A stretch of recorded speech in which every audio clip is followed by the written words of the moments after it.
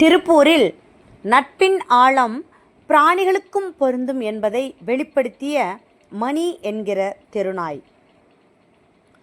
நண்பன் நாய் உயிரிழந்த சோகத்தில் ஒரு நாள் முழுவதும் அதன் உடல் அருகிலேயே அமர்ந்து, நட்பு என்பது சேர்ந்து ஓடுவதில் மட்டுமல்ல, கடைசி பயணம் முடியும் வரை துணையாக நிற்பது என்பதை மயானம் வரை சென்று வெளிப்படுத்திய தெருநாய் மணி.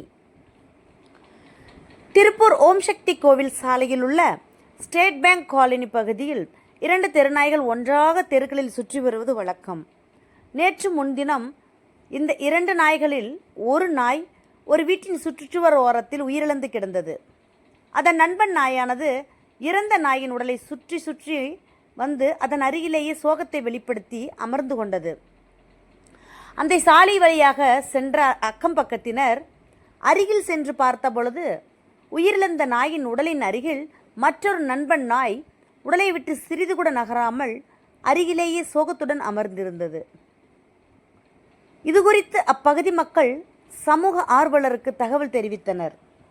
அதனைத் தொடர்ந்து சமூக ஆர்வலர்கள் இறந்த நாயின் உடலை மாநகராட்சி மயானத்தில் அடக்கம் செய்ய எடுத்துச் செல்லும்போது அதன் நண்பன் நாயானது அருகிலேயே நின்று அமைதியாக பார்த்து சோகத்துடன் காணப்பட்டது.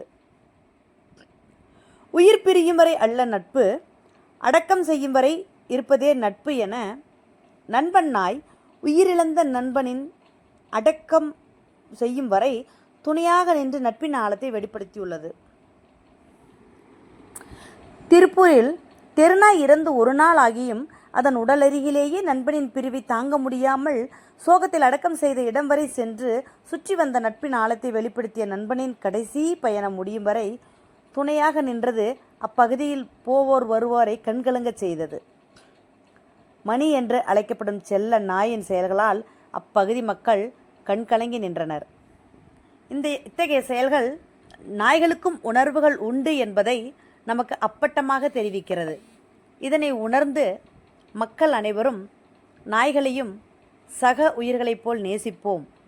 அந்த ஜீவன்களுக்கும் உணர்வுகள் உண்டு என்று அந்த ஜீவன்களையும் அதன் உணர்வுகளையும் உயிர்களையும் மதிப்போம்.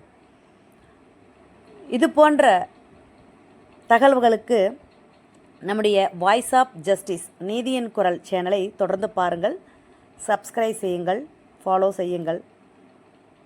இந்த வாயற்ற ஜீவன்களுக்கு உங்களால் ஆன இயன்ற உதவிகளை செய்யுங்கள். நேசித்து வாழ்வோம். அனைத்து உயிர்களையும் நேசிப்போம். நன்றி.